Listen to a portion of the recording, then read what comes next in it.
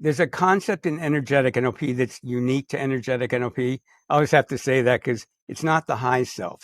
Your high self is something that just exists. There's something we call your miraculous self. Your miraculous self, or sometimes we just, I do a lot of work in London, so we started calling it your M, which is kind of a James Bond joke because that's his boss.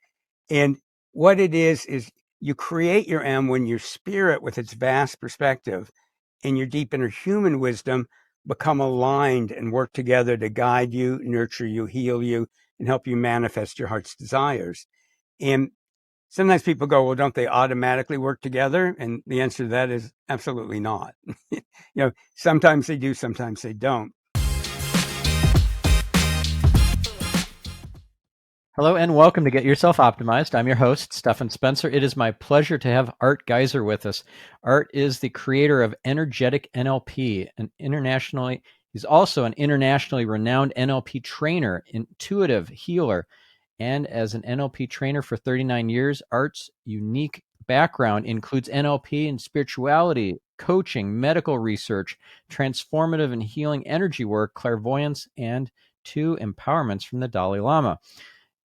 Art also works with top corporations to develop exceptional leaders and teams. Art, it's so great to have you on the show. Oh, thanks. I'm really looking forward to this.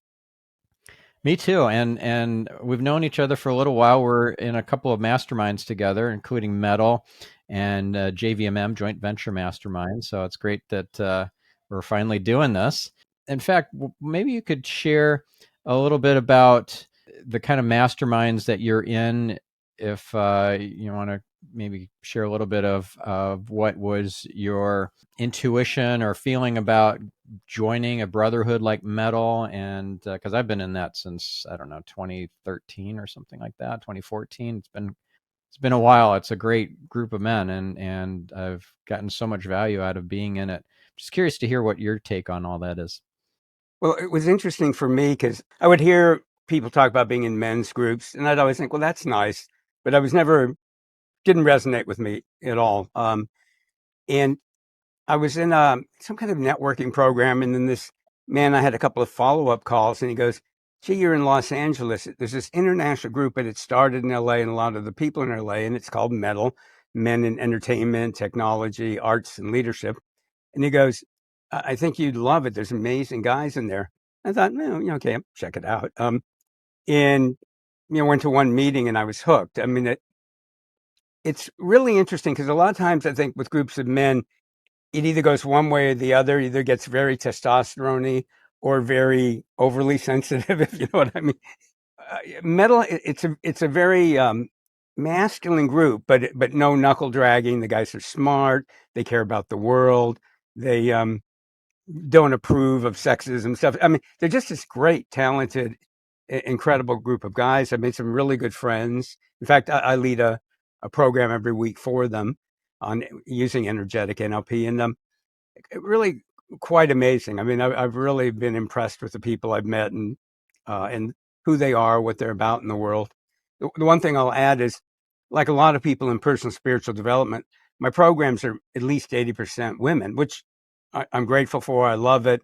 But I didn't realize, I'm obviously I have male friends, but I wasn't spending much time with groups of men. And it kind of was a nice balance because, again, a lot of groups of men, I sit there and go, oh, God, if it's like too testosterone, but metal is this beautiful balance.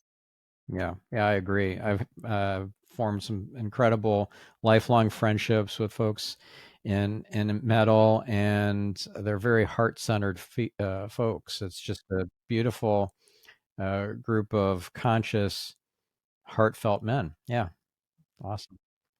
So I'm curious, why is it 80% women in your client roster?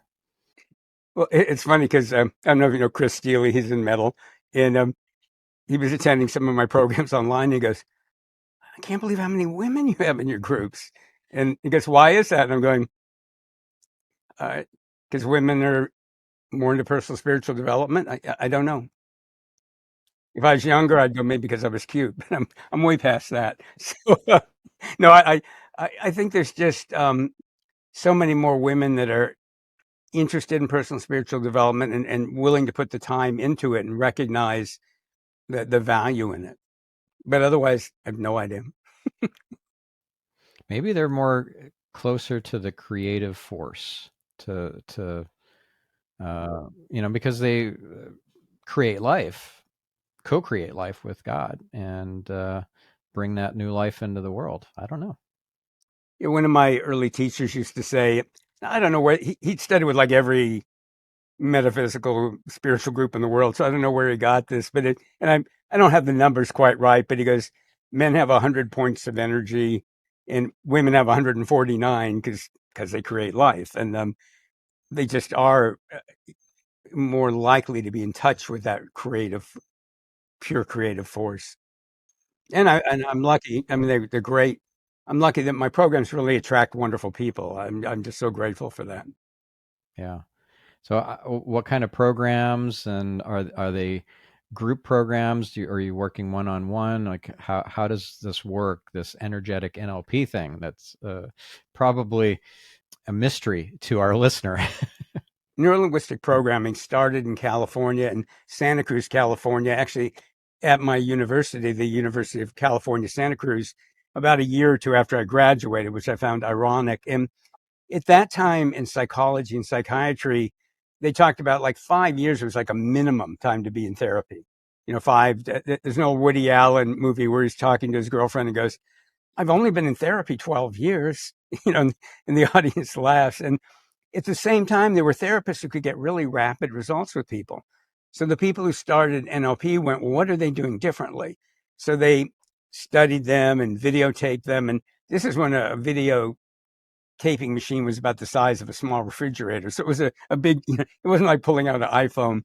And they developed this whole theory how to make rapid, deep changes.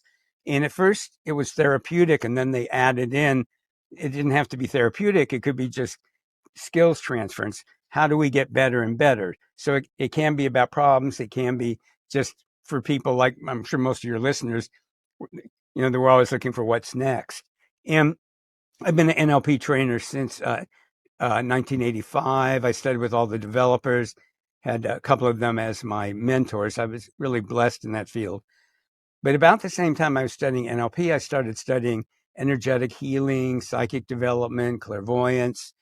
And because I was studying NLP in Marin County, which, if people don't know, that's north of San Francisco.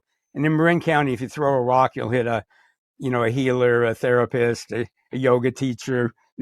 There's a lot of people into personal development. And people started teaching me energy work and introducing to my first teachers. And I realized that you could do miracles with people with NLP. You could do miracles using spiritual principles and transformative energy work, but they all had different strengths and weaknesses. And so I started weaving them together, and that was the birth of Energetic NLP.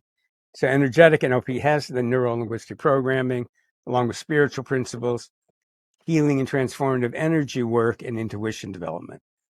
Gotcha. And so, how does this work? Is it from a group kind of dynamic sort of standpoint, or is it one on one, or are you teaching big seminars with thousands of people in the audience?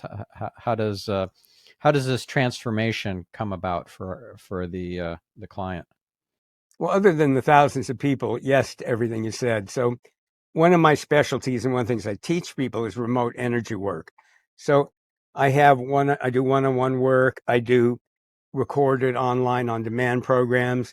I do a mixture of recording with group coaching and everything up to a year-long program for people who want personal spiritual development, but also want to learn how to use energetic NLP in their own lives and or use it with other people. And they're not necessarily therapists or coaches. Some of them are that. Some of them are corporate leaders. Some of them are in really any kind of field. And it really can work with anything. So I do the whole gamut. And because one of my specialties is remote energy work, my clients are all over the world. And even before COVID, I was doing a lot on Zoom because for me, it doesn't matter where they are. The energy works the same because time and space don't work the same. And when it comes to energy work, and then with my recordings, they're set up so when people watch them, whether it's an audio or video, as long as they imagine it's happening right then, they'll access the energies. In fact, years ago, a man I knew from corporate work. I told him that, and he's going, "Yeah, right, Art." And he was listening to one of my recordings at work, and he said he had it on his phone, and he was really doing something else on his computer. And all of a sudden, he started shaking, and his eyes were watering. And he felt this huge release. And he said, he looked at the phone like, "What the hell?"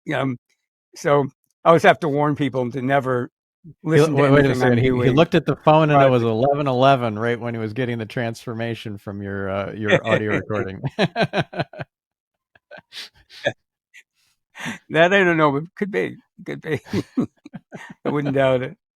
So I do all of that, and one thing's I'll just mention right now. I do a free healing meditation every week called "Change the World from Your Living Room.com," and what it is we do a world healing, but then everybody gets a very deep mental, emotional, and physical energetic healing, and I like to bring those together. I know you're aware of this, but so many of us are trying to move out of that old way of thinking that it's only a noble act if you sacrifice and you don't benefit.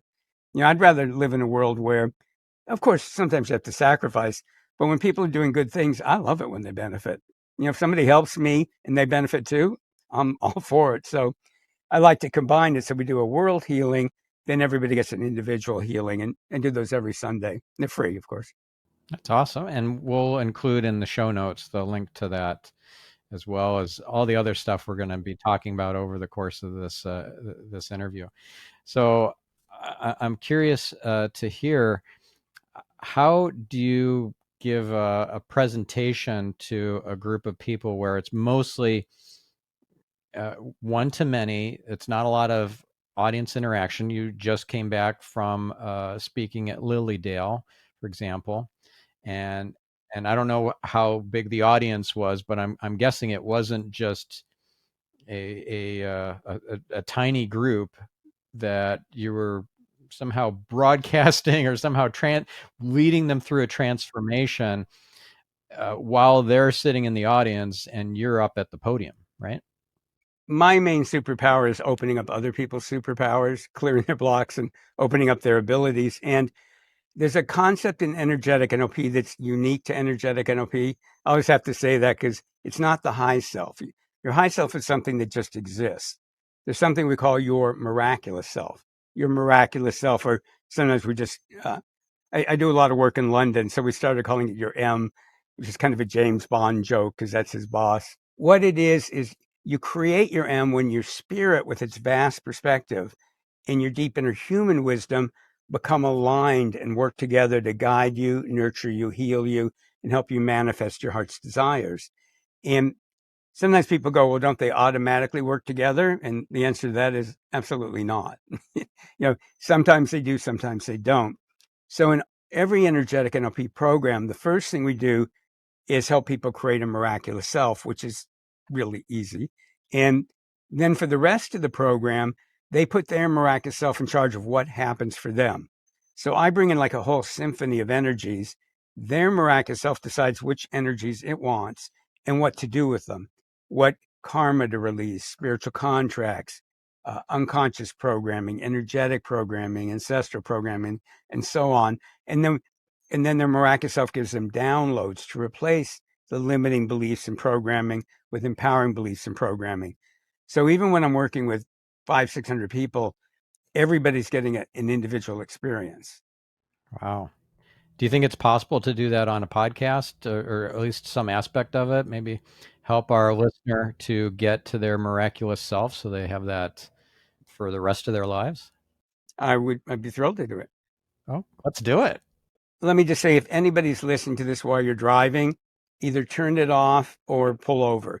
Uh, I use a lot of very high frequency energies, and they tend to put people often in kind of an altered, dreamy state. So not how you want to be when you're driving. And so I always tell people never listen to anything I'm doing when they're driving. And let me just check my guidance right now for. Yeah. So what I'd like to do, if this sounds good, is everybody will create their miraculous self. And if you're listening to this as a video or an audio later, just pretend it's happening right now, and it will happen because it's really easy. If people think it's going to be hard, it's easy. Time is an illusion, right? uh, it's all happening in the eternal now, and past, present, and future. Yeah, exactly. Exactly. And I know you've had experience. I've had experiences of past, present, and future changing and parallel realities. Uh, Story for another day. But so what I'll have people do is create their miraculous self. Then I'll teach them a really simple way to clear other people's energy out of their cells and body and energy field, and then fill up with their authentic essence and also with earth and universal energies that will support them now and in their next steps.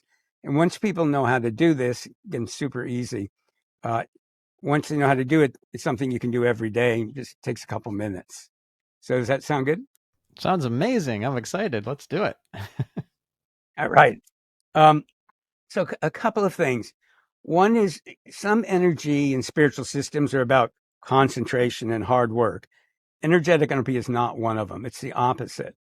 The more playful people are, like if I was with a group of 5-year-olds and I went, oh, pretend the room is filling up with sparkling gold energy, I would have to put my sunglasses on, and they'd giggle and they'd do it because these are all natural human abilities. So let go of thinking you have to make anything happen. It's all about allowing. The roles for the conscious mind and what we do are you set your intentions, you give permission to receive the benefits, and you give permission for your miraculous self to be in charge. And then your job is to relax. I call what I do energy spas, energetic NLP energy spas, because like if you want to go get a massage, you have to have an intention, you have to give somebody permission, you have to be willing to receive, and then your job is just relax and let them do the magic. Yeah, and permission is really important because if you try to do a healing on somebody and you did not get their permission, that is a big violation of a universal law and of their free will. Yeah, so many negative repercussions. So everything in energetic NLP is permission based. And for people that I teach use this in the corporate setting, it doesn't always have to be conscious permission. You can learn how to ask their spirit, for permission, but there always has to be permission. So again, for people listening, this isn't faith healing. You don't have to believe anything. Uh, I just want you to pretend this is working. And the reason for that is when you pretend things are working, you open up these portals and allow your spirit and your unconscious mind to do their magic. And when I say pretend it's working, you don't even need to believe it. Just go, all right, now, okay, I'm pretending energy's coming in and it's transforming my life and making it better. Yeah, there's a term I like to use. I don't remember where I heard it first, but it's the willing suspension of disbelief. So you don't have to believe it, but at least set aside the disbelief temporarily. That's a great phrase, willing suspension of disbelief. So anybody who's listening who wants to, just take a couple easy, deep breaths. And a couple things I'm going to describe as a visualization. You don't actually have to see it in your mind's eye. If you're a good visualizer, fine. If you're not, and I used to be a terrible visualizer, you just pretend that you're seeing it. And it works absolutely as well. The other thing is when the energy gets flowing, there's all kinds of reactions people can have. Some of you will get like in this altered dreamy state, which is great. Some of you will go, was I asleep or awake? Also great. Some of you will be totally alert. Also great. For some of you, old emotional energy is going to be coming out of you. Most of it won't even be your emotional energy. It'll be emotional energy from past lives, from other people. When it releases, a lot of times you don't even notice it. But during the process, if all of a sudden you notice emotions coming up, just be mindful of them and go, oh, good, I'm releasing that. You don't have to analyze it, figure it out. Being mindful, if for those of you who don't know, is you just notice it and be aware of it and then leave it alone. The other thing is sometimes people get twitches. Those are called kriyas in India. And it's just one of the ways you can release energy. Eyes can water, you can yawn. The headline is just let yourself have whatever reaction you're having. There isn't any right reaction as long as you don't fuss about it. Okay, so imagine a giant gold ball of energy. And that's our energetic NLP healing space while we're together. And again, if you're listening to this or watching this as a recording, just pretend it's happening right now and you'll access it.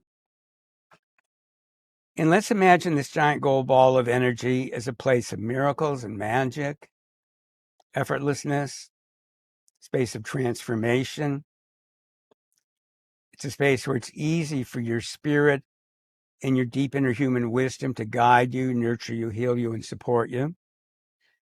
It's a space where it's easy to let go of limiting programming and old beliefs that your spirit doesn't want you to have. And it's a space where it's easy to get downloads from your spirit and your deep inner human wisdom of empowering beliefs and concepts.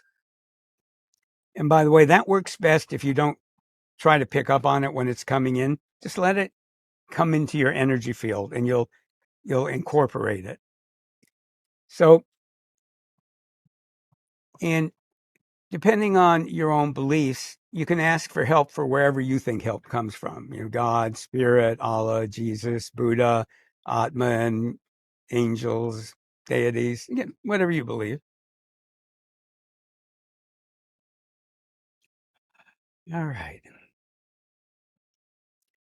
Now, your spirit, the way I'm using the word spirit is it's the higher frequencies of your non-physical self. The higher frequencies of your non-physical self. Higher not meaning superior, just literally higher frequencies. And when you get into that level of your spirit, you have a vast perspective. So to your spirit, there's a lot of valuable spiritual paths you could take. It can include being really happy. It can include being unhappy. It can include being healthy. It can include being unhealthy, lonely, in a great relationship. And it isn't that your spirit doesn't care. It just sees the value in a lot of spiritual paths. You also have something I call your deep inner human wisdom. And you don't need to figure out what it is. Your spirit knows what it is. Your deep inner human wisdom is wisdom, but it's also very practical. So when it is aligned with your spirit, you're evolving personally and spiritually, and you're doing it in a way that makes your life less challenging, more enjoyable, more successful, more meaningful to you, healthier, more vital. And I'm not saying you never have any challenges. That's not a human life. But a lot of the challenges you would have had don't happen because you don't need to create them anymore. And when you are challenged, you feel this foundation that you have your miraculous self guiding you, nurturing, healing you, and supporting you, which is an amazing feeling. So let's start by creating your miraculous self. And as I said, it couldn't be easier. Set your intention that you want your spirit and your deep inner human wisdom to create your miraculous self. And you can just say yes to what Art said if you want.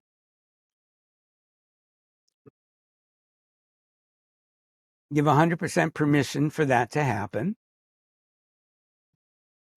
And now the magic ingredient, just pretend it's happening. Because it is happening.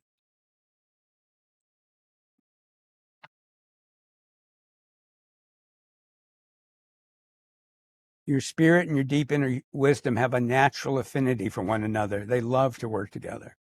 So you're just getting out of the way and allowing that.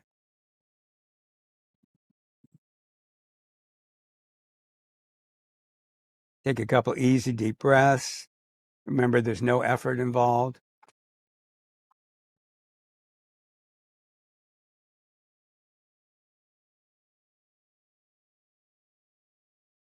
And now just imagine you have a miraculous self. Just imagine it's there and give it 100% permission to be in charge of how you benefit from the process we're about to do. It'll be in charge of which of the energies that are coming in to use and what to do with them, what to dissolve and heal, and what downloads to bring in of empowering beliefs and ideas, skills, abilities, behaviors. Now, your energy field, like every other part of you, gets dirty. And I'm amazed at how many wonderful energy workers and healers and mediums and psychics don't know how to clear their energy field. And it isn't that they're not doing any clearing, but what they're doing isn't really effective. And you see it, it's one of the reasons a lot of healers aren't healthy. It's because they're not clearing they're taking on other people's stuff. They're giving away their own energy. In energetic NLP, you don't take on their stuff and you don't heal them with your energy. You bring in earth and universal energies. So you're not depleting yourself, and it's better for them. Now, pretty much everybody played with a magnet when you were a child. So it's wired into your unconscious. A magnet is this thing that has energy. And if you held up a magnet in one hand and a pin in the other, all you have to do is let go. All you have to do is let go, and the magnet pulls it out. So when we imagine symbols or metaphors like magnet, our unconscious mind and our spirit know what we want them to do. Now, how they do them is a whole other story that you don't have to worry about. But imagining the metaphor opens up all these abilities. So imagine there's a magnet floating out way in front of you. Put your miraculous self in charge. Ask your miraculous self to examine your energy field, your body, your cells, and your DNA, and identify energies that aren't yours and aren't helpful. Notice I'm not saying bad, negative, evil, wrong. Energies are either yours or they're not yours. If they're not yours, they're either helpful or they're not. If they are yours, they either belong in present time or they don't. Examples of not belonging in present time is old pains, emotions, traumas from the past. So take a couple easy deep breaths and give your miraculous self permission now to use that magnet to gently and powerfully pull out of your body and energy field energies from the front of the body and the front of your energy field that aren't yours, aren't helpful, or don't belong in present time. And just imagine they're going off.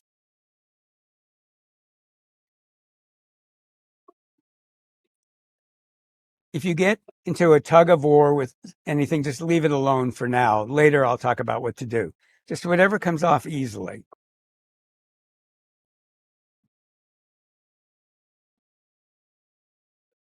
And then drop that magnet into the earth.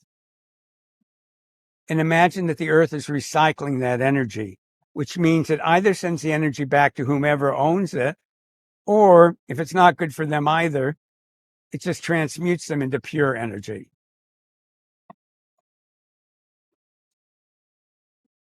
And we're going to do 4 magnets in all. Now imagine one high above your head. We have a lot more than 7 chakras. So people talk about the crown chakra on top of the head, going down to the root chakra at the base of the spine. You have a lot more than 7 chakras. Many of them are in the body. Some of them are in your energy field above your head, going up 9 feet, 3 meters. Some of them are in your energy field below your feet, going down at least a meter, 3 feet. Now, your miraculous self knows about all of your chakras. So have this magnet be high above your head and give your miraculous self permission now to use it to clear your energy field from your shoulders on up. So that includes all around your head, the very powerful chakras that are above your head, and they are powerful. Energies in your forehead, the back of the skull, the chakras and energy channels in the head and neck. Just imagine gently and powerfully energies are going up that aren't yours, aren't helpful, or don't belong in present time. They're just floating up to that magnet above you. Then drop that magnet into the earth and let the earth recycle the energies. The third magnet is behind you. And this is one of my favorites because a lot of energy literally hides behind our backs. So imagine now that that magnet and your miraculous self are clearing from the center of your body out behind you energies that aren't yours, aren't helpful, or don't belong in present time. And that includes from chakras, energy channels, cells, DNA, organs, from the layers of your aura.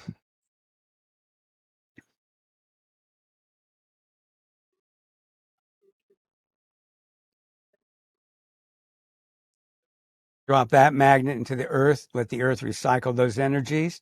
And the fourth and last magnet is already in the earth, and it's going to clean from the base of your spine, all around you, through your legs, feet, toes, going down at least 3 feet, a meter below your feet. That magnet's clearing that whole energy space.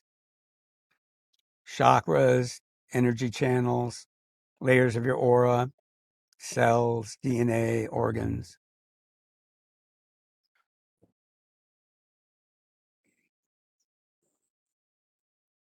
And let the earth recycle those energies.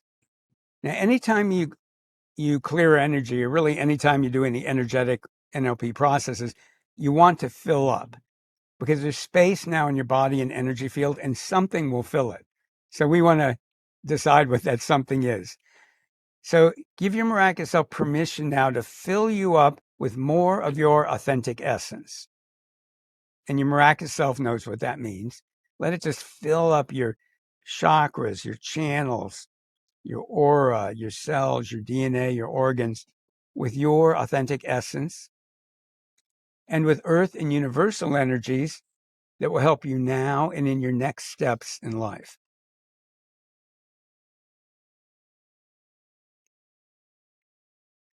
And also set your intention and give permission that if any old beliefs or programming got cleared, your miraculous self can now give you a download of skills, knowledge, concepts, wisdom, behaviors, attitudes that will help you live a more and more miraculous life.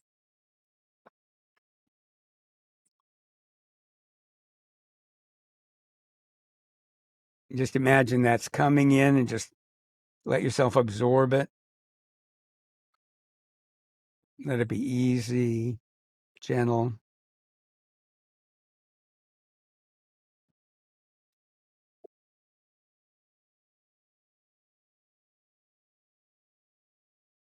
Easy deep breaths.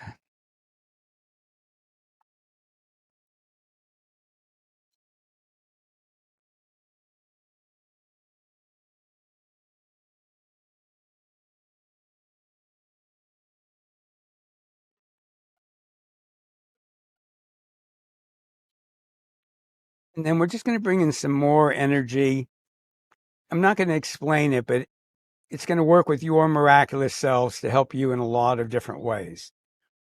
So just set your intention that this energy is going to really enhance your life, and that your miraculous self is in charge, and that you're giving 100% permission to receive the benefits.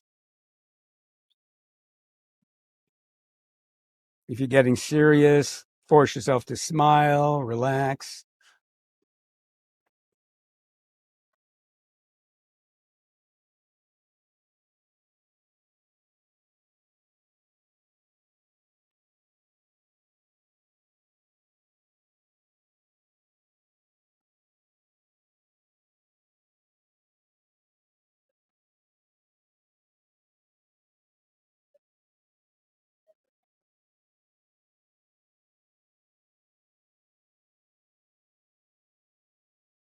Now, energy is coming in to help you really integrate the benefits,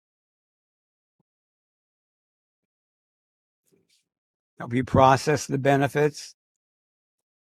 And when you do an energetic NLP process, you'll be increasing and processing the benefits for days. So just give permission for that to happen. And in fact, my suggestion is give your miraculous self permission that when you're sleeping tonight and for the next 4 nights, a part of the time when you're sleeping, not all night, but a part of the time when you're sleeping, your unconscious mind will review what you did in this energetic NLP energy spa. When that review happens, your miraculous self will infuse it with wisdom, knowledge, concepts, skills, abilities, attitudes, and behaviors from your miraculous self. It'll take what you did and make it deeper and richer and wider. It'll make it higher and more multidimensional. And while you're sleeping, the benefits will automatically be integrated into your mind, emotions, body, and energy field, so that while you sleep soundly, deeply, wake up feeling refreshed, the benefits will automatically be integrated into your mind, emotions, body, and energy field. And this can happen easily, naturally, while you sleep soundly, deeply, and wake up refreshed and eager to start the day.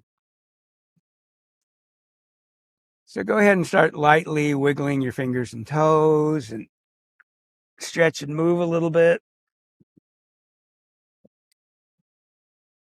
You can stomp your feet, pat your body.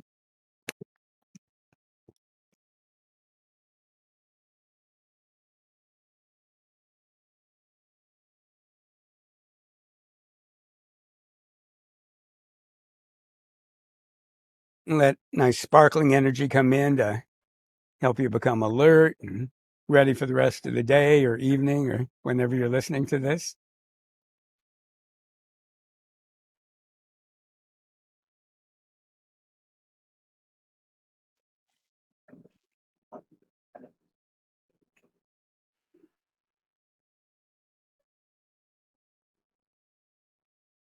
You can take a minute to come back to earth.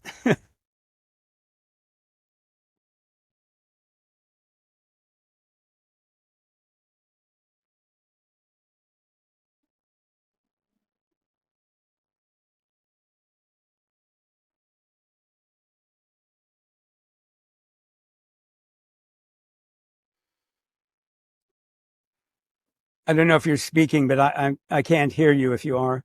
Oh, I was waiting for you to finish. So I guess. Oh, oh, great. So The end rolls across the screen. Yeah. So what occurred to me when you were saying download new abilities and all this sort of stuff is that scene in The Matrix where Neo is given the martial arts abilities, and then after that's uploaded into him, he's like, "I know kung fu." Yeah, right. I love that scene. And it's amazing what can be downloaded. I can't say I've been able to do it to that level, but you can reprogram yourself in really wonderful ways just by clearing and then letting that download happen. And I always tell people, you don't have to, they'll go, well, what's being downloaded? I'm going, it's coming from your spirit and your deep inner wisdom. If you can't trust that, what can you trust? So just stay out of the way, let it happen. Amazing. I got goosebumps, the angel bumps all over my body at different points when you're having me connect with that miraculous self. I had not heard that term before. So I know all about my higher self, but I did not, yeah. And I really like that. So did you receive that as a direct download, or did you read about that somewhere, or how did you come about the miraculous? No, that was a download. It came out of, I think people get too attached to their beliefs, and particularly, well, I was a medical researcher that, they do it in science. They do it. I heard Neil Donald Walsh on a podcast recently, and he was going, well, unlike science, people in spirituality don't examine their beliefs enough. And I was going, oh, well, often they don't in science either. As human beings, we get attached to our beliefs. And and even if they're beautiful sounding beliefs, I believe reality is so much more complex than we can put into words. So to me, the dilemma was, how do we get out of the way? And I realized, well, if we put our spirit and our deep inner human wisdom in charge, then we can trust what's happening and we don't have to consciously control it.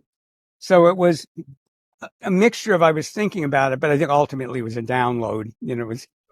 How have you seen your clients blossom in different ways because they use their miraculous self to guide them and to assist them in different capacities, and because they are not taking on other people's energies, they're not holding on to old patterns and energies that no longer serve them?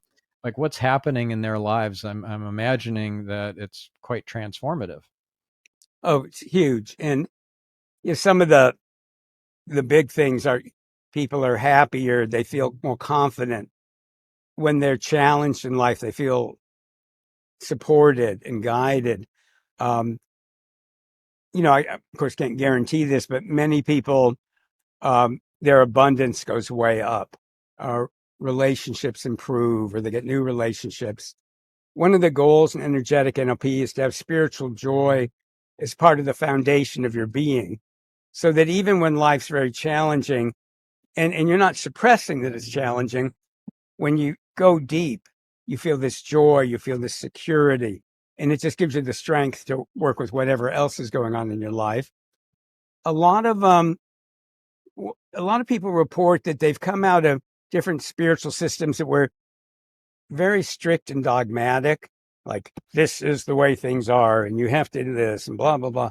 And uh, they love that they have the freedom to have their own spiritual beliefs, their own ideas. I make them take a pledge not to believe what I'm saying. So they have all this freedom and ability to become authentic in their every aspect of their life, including their spirituality. Because I'm amazed how many very wonderful, talented spiritual people have very limiting beliefs, and about spirituality, and they put themselves in a box without realizing it because it sounds pretty.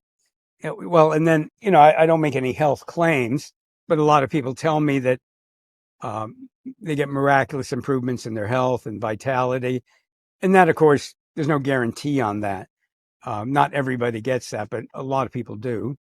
And I was a medical researcher, so I can't claim I can prove it was energetic NLP that did it. But um, I was just visiting family in the East Coast, and a cousin of mine couldn't sleep because of neck pain. And I went, well, can I work on it? And the next day she's going, I slept like a baby. My neck feels great. And that doesn't happen every time. The other thing is the people who do the longer programs, we have a very tight knit energetic NLP community, and people work with one another, but also, people put messages up. I'm going for a job interview. Can you look at the energy? Or, I'm not feeling well, or my friend, wife, daughter, son, et cetera, husband, is not well. What happens is you become part of this really incredibly supportive community. But I've been parts of supportive communities that weren't that talented. These are people that are supportive, and they're really, everybody goes through the year-long program can do miraculous things. So, answering your question. Yeah. What does that mean to look at somebody's energy? Like, hey, I've got a job interview, or I'm moving house, or I just started a business or whatever. Can you look at the energy? Yeah, there's a lot of things that you can look at. You can look at the energy of the chakras. You can look at their overall energy. You can look for chords. You can look for, there's something in energetic and what people call whole being permission. In, we were talking before about permission, and people tend to emphasize conscious permission, which is, of course, important. But there's also unconscious permission. There's permission from your soul, your spirit, your conscious mind, the various parts of your unconscious mind, permission from your body. And then there's the karmic field that you live in, and spiritual contracts and other things. But those are the main things.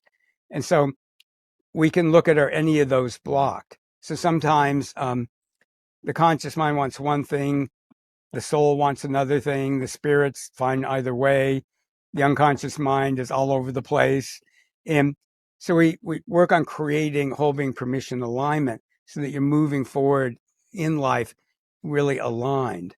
And when you're not aligned, that's a lot of times why either people never manifest their goals, or they manifest goals and realize they weren't really their goals, or they manifest their goals and then it falls apart, or they almost manifest their goals but never get there.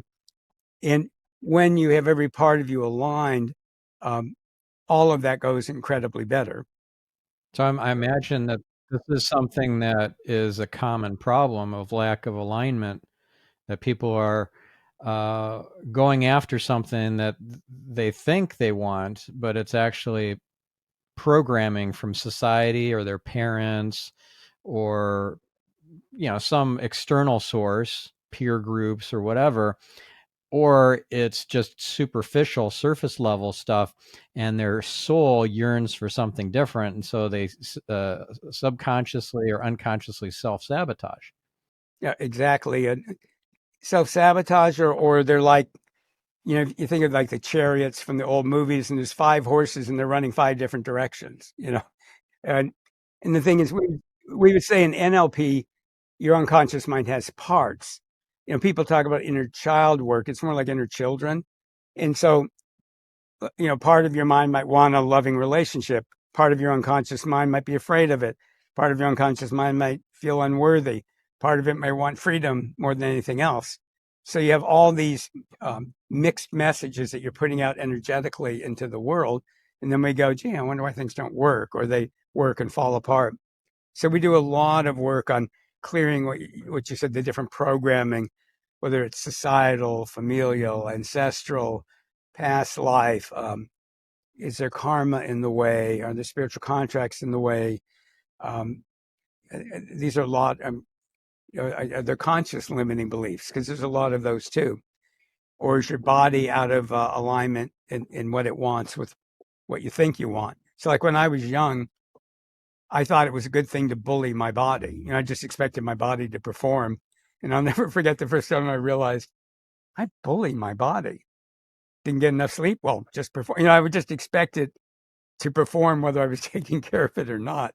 And obviously my body didn't like that. So we look at all of those factors, and there's an energetic NLP process that we do to align all the different aspects of the self. Wow. I wish we had more time, but this is amazing. I know we have just a few more minutes. I'm curious, could we maybe take a couple minutes to look at the energy like you were describing, and we'll pick as a scenario. We're about to move in the next month to a new house that we have some reservations about my wife Ryan more than I do. And so there's a lack of alignment right now. And it feels like there's something karmic going on. There are a lot of signs saying that this is the house we're meant to move into, like without a doubt signs, like things that you can't make up. It's like just wild stuff. So I'm curious, maybe if we could look at the energy there and see, is there alignment or lack of alignment or karmic issues or unresolved soul contracts with the other party that we're moving into their home. Like I'm curious to see that or hear what that is. Yeah, well, immediately it looked like there's a lot more going on in your wife's space around it. And the way I would word it is, she thinks she should move there, you should move there. And that energy is kind of tripping her up. Um, and it feels like I don't know if you've discussed her reservations about it. Um, but yeah, I think if you really help her, like talk out loud, think it out, if she's willing to do that, because I'm not saying, let me just check.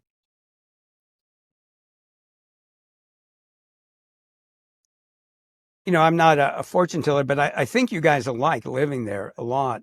Um, but the way I'm reading her mind, it's like this big should move there, and that's really getting in her way. Yeah.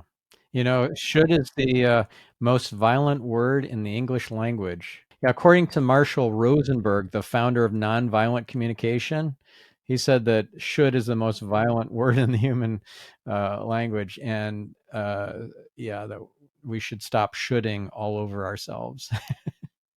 I'm coming from a more NLP perspective. It depends. I mean, we use the word should for a lot of things. So, like, it's not violence to myself when I go, I should brush my teeth. I'm very comfortable with that should. There, we lump all kinds of things into shoulds, but when it feels like an imposition and we don't want to do it, then it can get really violent, or it goes against our guidance. Let me just look at your wife's energy for a moment on this. Would she be okay about my talking about what I see? Yeah. There's a lot of fear about something, and what's the fear of it?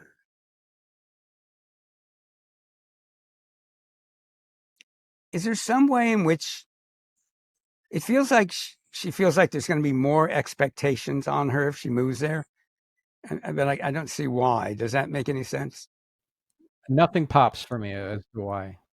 I mean, I feel like this weight like on her shoulder. Yeah, it feels like a weight on her shoulders. Okay.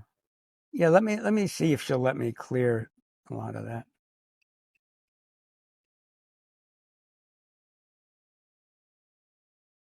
Does she want to move? She's got mixed feelings about it. She's got reservations. I think like just have a few conversations where she can really get out every concern she has and talk about it, and also talk about the pluses.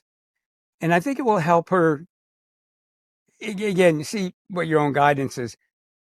But I think it will help her if you go, just because the signs say we should move there, we don't have to. You know, um, it may be a great idea, but that you don't. She just has all this pressure on her, and I don't see a strong wanting to move because there's just all these things in her mind about the problems that could happen. And I think it's mainly like from some childhood thing when she was 5, 6 years old. It's lighting something up. Um, so let me just see if we can clear that, because I don't think it has anything, in reality, it has nothing to do with this move. So let's just, in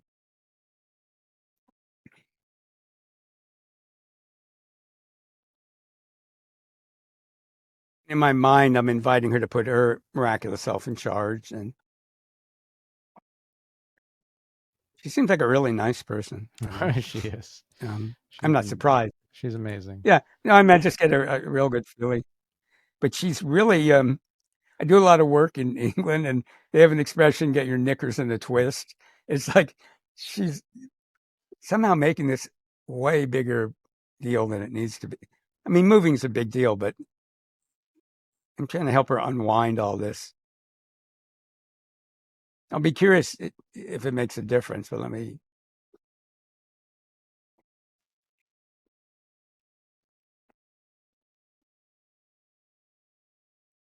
I mean, anything you can do to make the prospect of the move seem like fun to her. Maybe not the move itself, but it feels like it's just a weight on her right now. And this might be an odd comparison, but there's times when I was really busy that I've gone on incredibly wonderful vacations, but I was so pressured. It wasn't until like I was on the plane that I'm going like, oh, I'm going to the Greek islands, or or Turkey, or wherever I'm going. You know what I mean? Or Rio.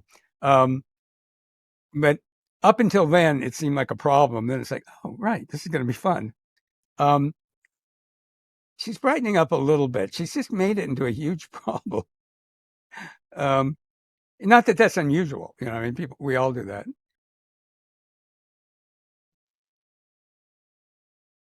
So she's releasing a lot. And again, I think if you just let her make a list or talk about every concern she has and just kind of go through them without, and I keep getting, it'd be great if you said, we don't have to do this if you don't want to, I don't care what the signs say. We have free will. Um, and I'd like to, but,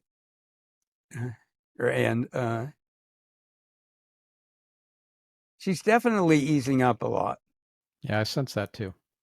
Yeah. And again, I'm not a fortune teller, but I think she's going to be really happy there. I think, is it far from where you live now, or it's not too far, is it? 35, 40 minutes.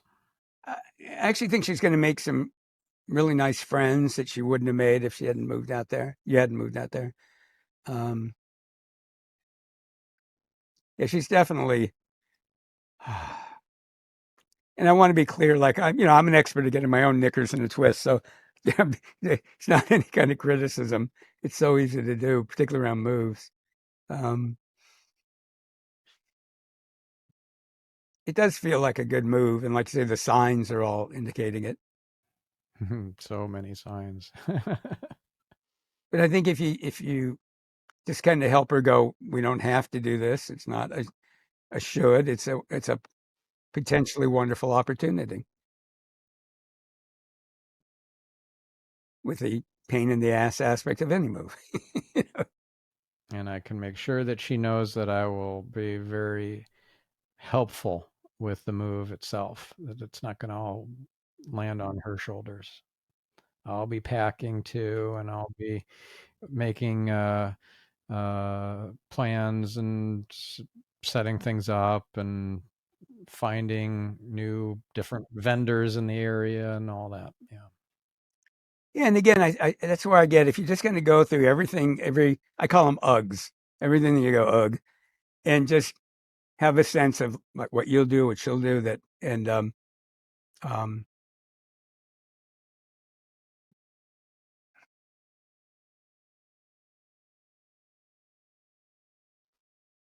definitely lightening up.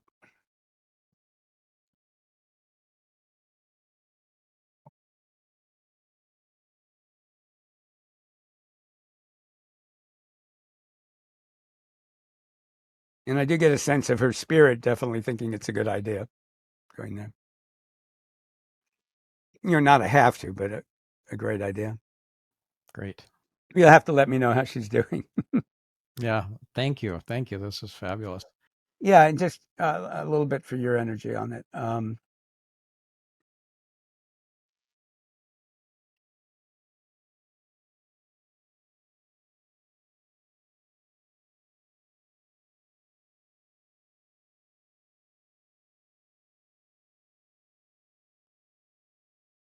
And you can tell me if this fits, but again, I think the kind of paradoxically, the more open conversations you can have about the things she's concerned about, the more she'll relax. Because I think you might have a little bit of a tendency to go, "Oh, we'll deal with that. It'll get handled."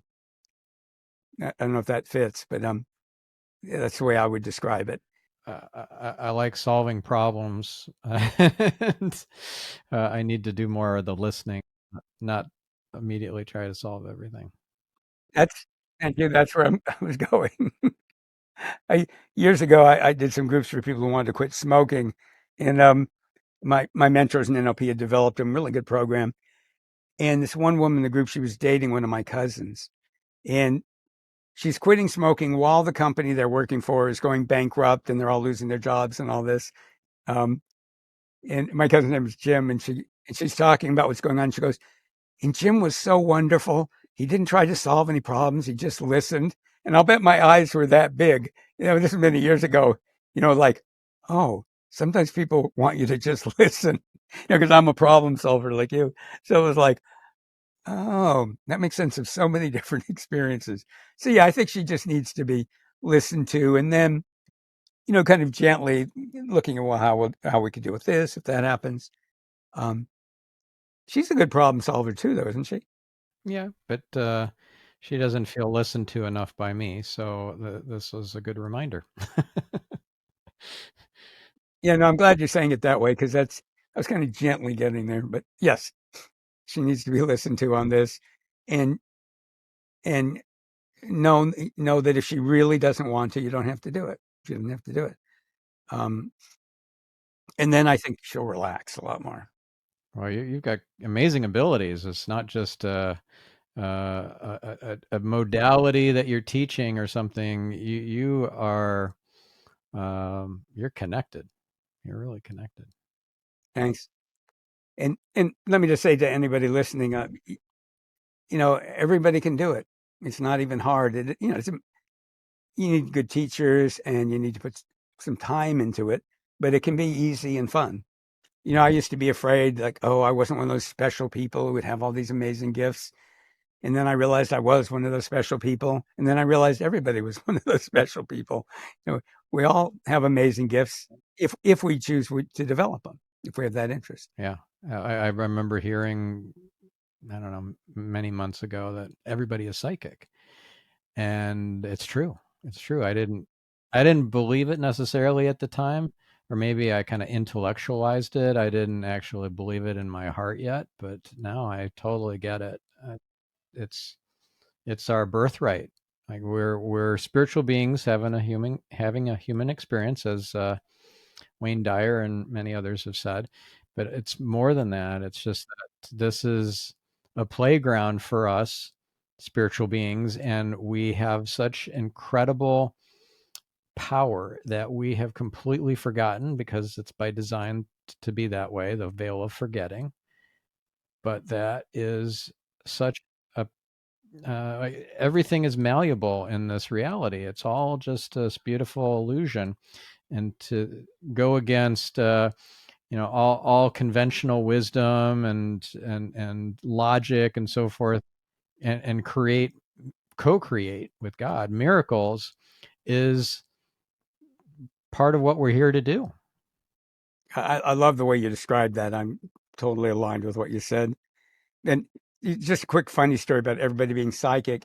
Years ago, I was driving in San Francisco, and there was this street, this one of the main streets to get on the freeway, and had some clients down in Silicon Valley, and for some reason the traffic was really backed up. And I'm thinking, God, I'm going to be late. And, backed up even getting on the freeway. And when I get closer, I see a car is pulled over, and this cop's giving somebody a ticket, blocking the lane. And the cop has his back to me, and I'm thinking, what a jerk. He's blocking all this traffic. Da da da da. When I got closer, I realized he wasn't giving him a ticket. They had car problems, and he was helping them. And I swear to God, he spun around, looked me straight in the eyes, and gave me a look like what? I'm not doing anything wrong. It was like he heard me. I was like, and he, like I say, literally his back was to me, spun around, looked me in the eyes, and gave me this look. The way people look at you, like I'm not doing anything wrong. I'm thinking psychic cop. This is something that you're reminding me of something I learned or somehow received, and that is there are no private thoughts. I actually shared that on a the Wim Hof breathing group call one day as one of my epiphanies or whatever for the day. And one of the guys who was on that call that day was really bent out of shape over it. I'm not going to say who, but he was really bent out of shape about it. And afterwards, he shared with me in private conversation. First of all, an apology for reacting in the way that he did, um, to my share, and then the backstory was relating to porn addiction that he was still battling, and so having no private thoughts is very concerning to somebody who is addicted to porn, I guess. So that was the backstory that I didn't know until that one-on-one conversation. But the idea of no private thoughts really does up the bar in terms of what you're willing to tolerate in terms of your own mental hygiene. So you got to keep your mind clean. It's so important to your receiving abilities, to your maintaining a high vibration, to being non-reactive and responsive and proactive instead of reactive. It changes everything. Oh yeah, and one of the things we do a lot of work on with emotions in energetic NLP, and one of the things that I'll teach people is I go, when emotion comes up that you don't like, you don't think it's appropriate, don't suppress it. Like acknowledge it, honor it, and then switch. Because what we resist persists. And so I think that the learning for a lot of us is not to be kind of like a mind Nazi with ourselves, like I shouldn't think that, or I shouldn't feel that. Kind of acknowledge the thought and then shift to the way that we want to be thinking. And I find that when I do that, it's much easier and it's more respectful to my unconscious mind. And the other thing is, a lot of times, as you're saying, the thoughts may not even be ours. Um, there's a lot of original ideas in energetic NLP, and like you asked, with the downloads, and often people go, "Well, did you make that up?" And I'll go, "Was in my mind." I mean, maybe some little girl in China thought it, and I picked. I don't know. I'll take credit for it came into my mind too, and I'll teach it. I don't know where it started. Yeah, we all stand on the shoulders of giants, and it's not just in this physical world; it's in the metaphysical as well. Because all sorts of stuff is being whispered into our consciousness from uh, different spiritual masters and angels and guides and all sorts of beautiful souls and beings. Yeah. The woman who wrote Eat, Pray, Love, her name's escaping me, but she wrote a book called Big Magic. She also has a YouTube video on it. And one of the really interesting things she talks about is, what is creativity just an internal act? And she claimed that for most of human history, people saw it as a co-creation. There were entities, consciousness, God, and you created together. It wasn't all you and it wasn't all them. It was this co-creation. And it's a fascinating talk. Yeah, Elizabeth Gilbert is the author. Thank you, Elizabeth Gilbert. Yeah. And that's kind of similar to the thought to the idea of the muse for a writer or an artist, to have that muse that helps them to create, to find or to expose the work of art in the big chunk of marble, and to just carve out what isn't the art out of that chunk of marble. Yes.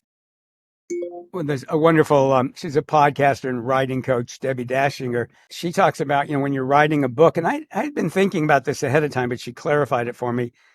When you're writing an article, a book, or designing a workshop or a podcast or whatever, it develops its own consciousness around it. And sometimes when you're stuck, just ask it what it wants to be. What does it want you to say? What does it want to be? And it's amazing how often like ideas will start flowing in, whether it's actually the consciousness of the book or some other muse. But but it was a great technique she taught me that's really been helpful. Again, for any kind of creativity. Well, I didn't know until recently, until like last year, that you can open the Akashic records for a book or a work of art, that it has its own records independent of you as the creator of it. So you can open the book's records and you can say, this book that I've either already written or in the process of writing or will be writing in the future, what's its mission? How does the marketing unfold? The launch campaign? What do I do to bring about the most benevolent outcome in terms of its launch and distribution out into the world, et cetera, et cetera? That's really cool. Well, it's funny because in Energetic NLP, we do a lot of downloading from the Akashic records, but I never thought of doing it that way, and I'm going to start doing it. That's very cool. Yeah, Yeah. Again, even the marketing, everything. yeah. So, Thank you for that. yeah, this is really fun. I will be doing that later today. Oh, very good. I love it. I love it. So I know we're over time, but a couple quick thoughts here, and then we'll close out the interview. One was, you shared before we started recording that you had given that talk in Lilydale, and that you'd also gotten some readings there. I'm curious as to why somebody who's so gifted psychically, such as yourself, would want to go to other psychics for readings. I have an idea what the answer is, but I want to hear what you say about that first. So I'm curious about that. And then secondly, about Lilydale, there's a fantastic documentary from HBO about Lilydale called No One Dies in Lilydale. I'm curious if you've seen that before. No, but I'll watch it. Yeah, I had so many synchronicities when I was there. But for the first part, a colleague of mine used to say we're all blind to our own blind spots, and do the best readings when you can be neutral about something. And obviously, it's harder to be neutral for ourselves. A lot of times I'll teach people, and I was taught to do team readings. You might have three people reading one person, and I might be giving them, he says modestly, an excellent reading. And then one of my partners brings up something that I go, wow, yeah, I wasn't seeing that. You always want, in anything in life, it's great to get outside opinions from people that are talented. And in fact, a friend of mine, John Friedlander, has written a number of books on psychic development and very, very talented. we coach each other every week, and we read for ourselves, but we also read each other. And when he tells me something, I don't necessarily believe it or not believe it, but I consider it very heavily, and use it as a way to find more of my own information. So I always, in my students, I encourage them to read for each other all the time. Yeah, that makes sense. Okay, last quick question. We talked a little bit about quitting smoking and there are programs on that. I have a friend who is trying to quit smoking and he's not been successful yet. I would love to direct him to a particular program or video or book or some sort of resource that will really help him get over this hump. Let me think about that because I've been out of that for a long time. But if you message me, I'll do some research. Um, I do have this free program called blockbuster7.com. And what is people get a video a day for 4 days, and they learn the magnet technique that we did, but they learn to go much deeper and clear unconscious and energetic programming and a lot more. So it would be very helpful for somebody. It's not specifically about quitting smoking, but it'd be really, really helpful. So I would start with that blockbuster7.com. But my intuition tells me that this will be very helpful for him. So regardless of whether it's specific to smoking or not, I'm definitely going to recommend he go through that, and it's completely free, right? Yeah, completely free. Yeah, amazing. And so also listener, check out that Blockbuster7, the number 7.com resource of those 4 videos and do it. Because I have a feeling if it doesn't change your life, at least you'll find somebody in your life that it will change by you doing it. You're going to, spread that ripple effect and make a difference in somebody's life if it's not just your own. So yeah, blockbuster7.com. Thank you. And then also, where should we send our listener to if they want to work with you, if they want to sign up for a more involved program, or they want to just follow you and on social media and all that sort of stuff? Where do we send them? Okay. Social media, like on Facebook, if you look up Energetic NLP, that'll be me. Um, and or Art Giser, which is Giser. Um, also, if they go to the Blockbuster 7 and sign up, they'll be on my mailing list. And I have a number of programs coming up this fall that are really life changing, and they're going to be fun and easy. So I would encourage people to get on the list.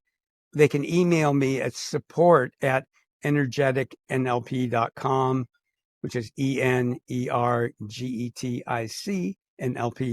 like Nancy Larry Peter.com. And we'd be happy to get back with what we have coming up over the next time.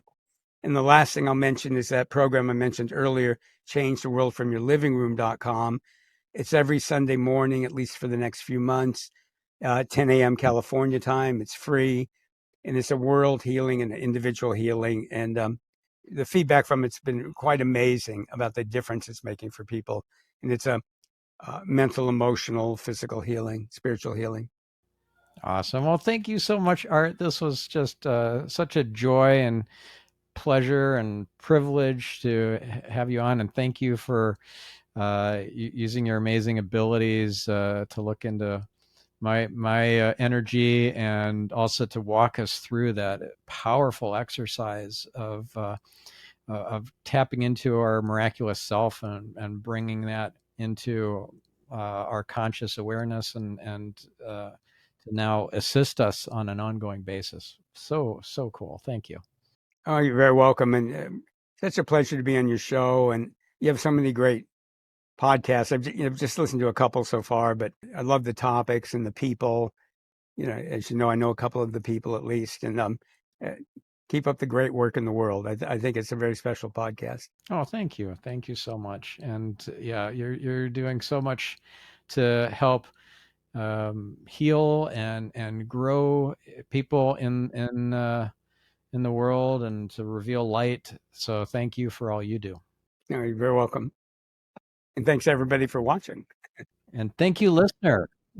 You guys who are listening and watching, are a community. I actually learned this from Jeffrey Allen, that everyone who has ever watched or listened to this show and who is ever going to listen to this show, you're all part of a community, and you can all communicate with each other telepathically, and you can all join together towards a shared vision, and you can actually move mountains and change the path of hurricanes to get them out of the way, and all sorts of amazing, incredible, miraculous stuff. So, know that you are a community, even though you might be listening to this in 2 years after this interview has been recorded. So we'll catch you on the next episode. I'm your host, Stephan Spencer, signing off.